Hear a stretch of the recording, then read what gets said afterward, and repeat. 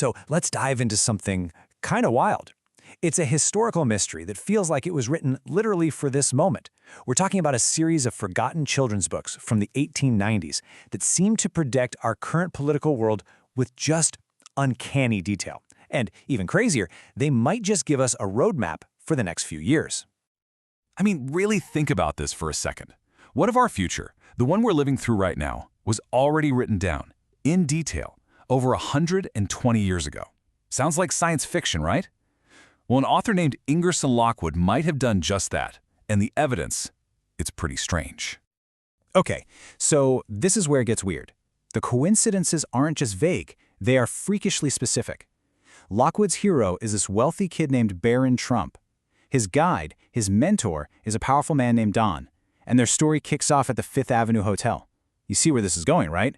Fast forward to today. President Donald Trump, his son Barron, and their iconic home, Trump Tower, on Fifth Avenue. I mean, come on. The alignment of those specific names and that specific place is what makes you stop and go, wait a minute. So was this guy, Lockwood, some kind of prophet? Did he have a crystal ball? Well, the source material we're digging into suggests a different and frankly a way more fascinating explanation.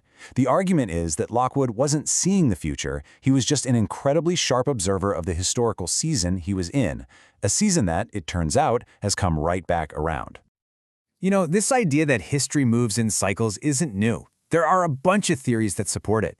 You've got the populist cycle, which Lockwood was actually writing about, where an anti-establishment outsider storms the scene roughly every 90 years. Then there's the Benner cycle for economics, which predicts market panics with spooky accuracy, and it's pointing to some serious volatility right around now.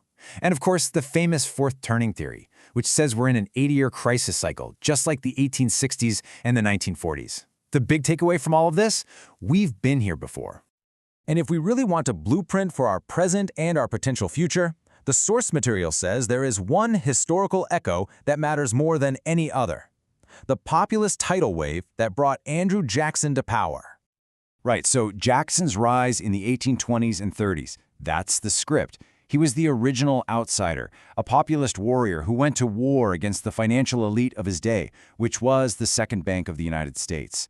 This whole saga, this historical drama, it's the archetype for Lockwood's novels and maybe for our current reality. And you can just see the rhythm on this timeline. It's so clear. From Jackson in the 1830s, to Lockwood's time in the 1890s, to right now in the 2020s. Each of these periods is about 80 to 90 years apart.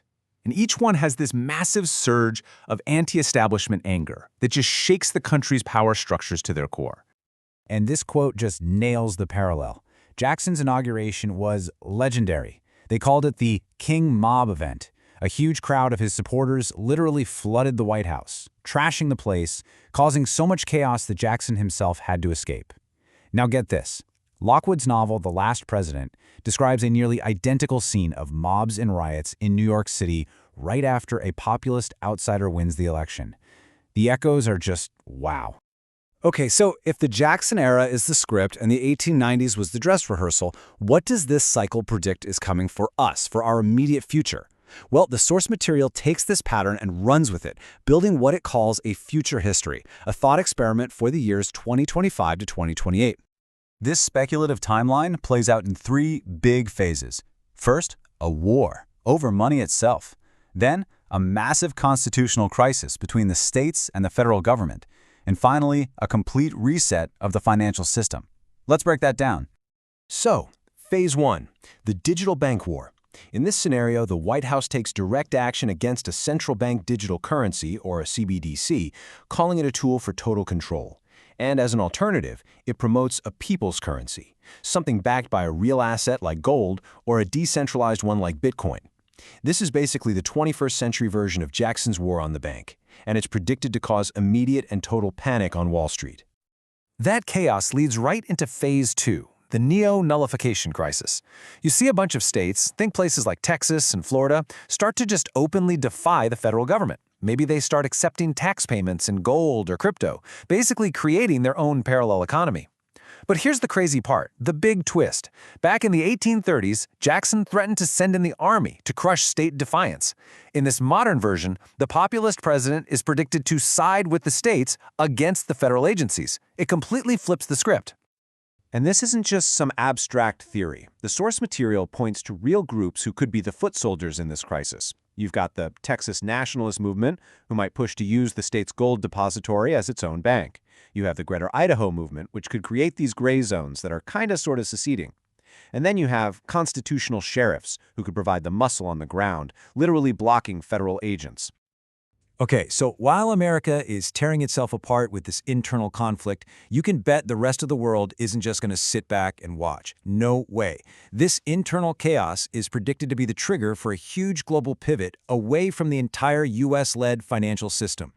While the U.S. is busy looking inward, the BRICS nations, Brazil, Russia, India, China, and all their new friends make their move. They could launch their own trade currency, let's call it the unit, backed by a basket of gold and their own currencies.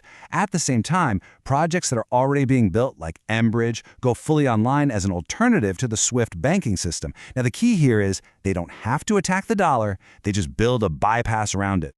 Now, to understand why this is such a monumental deal, we have to go back to this year, 1974. This is the year the petrodollar system was born.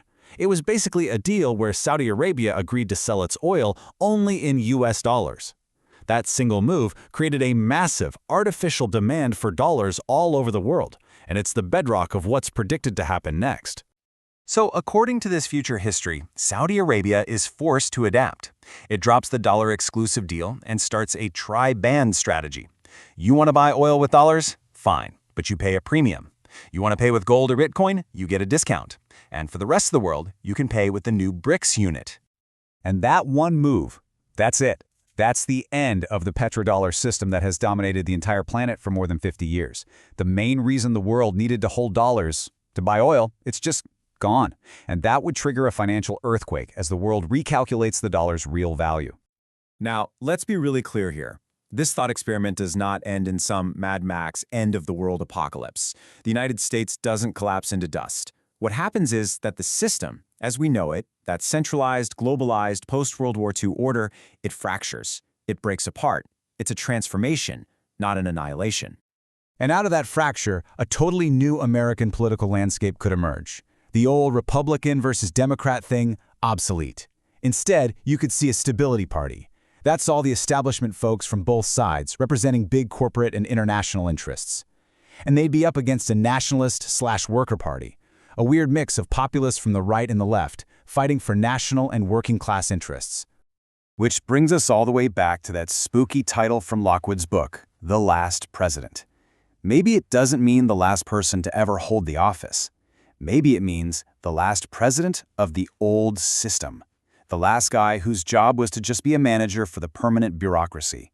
The next one would be something completely different, more like a revolutionary leader for a much more decentralized and chaotic country.